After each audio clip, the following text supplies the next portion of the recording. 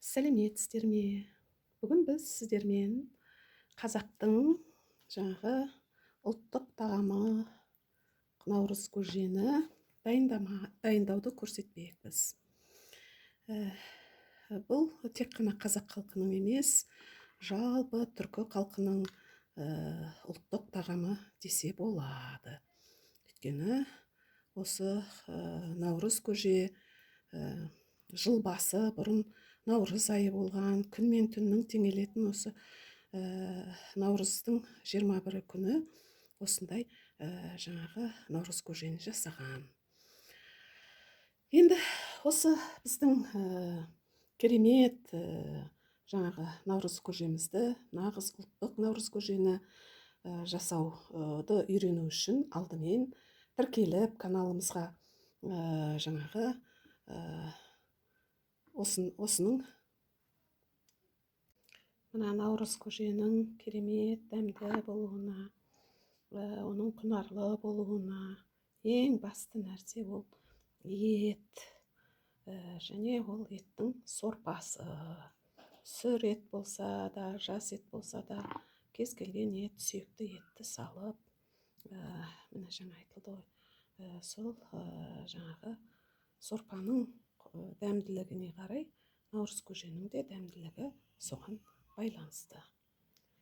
Енді мына етті, жаңағы қандай етті асқанымызды неден қарап көруге болады. Сіз келесі неден ары қарай жалғасын көруге болады.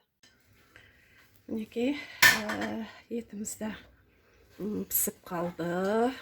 Бұл еттің ішінде мынау жая бар, одан кейін жал бар, міне көрініп тұр шеті, қазы, сосын бір жіліктің басы бар. Міне осылар қайнап, әбден сорпасы қоюланып, сүр сорпаның иісі мінекей шығып дайын болып тұр. Пісіп крупаны пісіріп дайын тұр олар. Соларды осы сорпаның ішіне етін қосып турап майдалап саламыз. Каналға тіркеліп қоюды ұмытпаңыздар.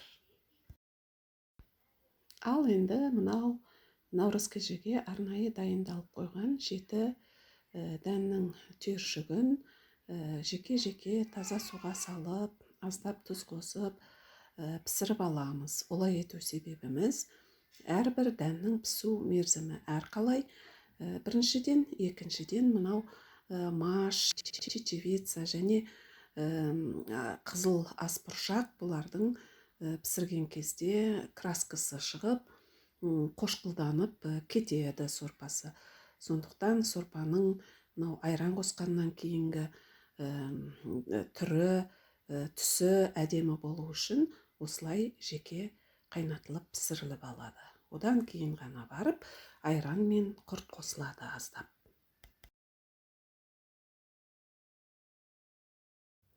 Міне біздің наурыз көжеміз де дайын болды. Наурыз көжені енді дәмін татып көруге болады. Міне айран, 7 түйір жаңағы өздеріңізге айтылған ноқат, қызыл бұршақ, маш, яғни кішкене жасыл бұршақтың ол да бір түрі. Одан кейін арпа бар бізде, күріш бар.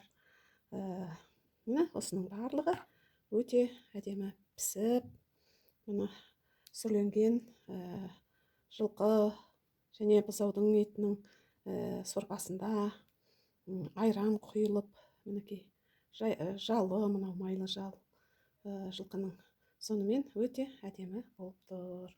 Қазір дәмін көрейік.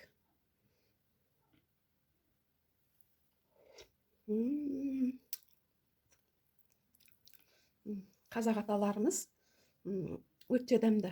Қазақ аталарымыз тағамның жаңағы дәмдісін және сонымен бірге тағамның құнарлысын барлығын өте жақсы білген жаңағы адамдар ғой енді. Олардың көргені, өмірден түйгені біздерге қарағанда жаңағы өте жоғары деп ойлаймыз. Өйткені ол бұл кезде жаңағы өмірді барлығы таза қолдың еңбегімен, таза адамның өзінің ақылымен солай істелетін еді. Бүгінгі таңда барлығы техникаға ауысып кетті.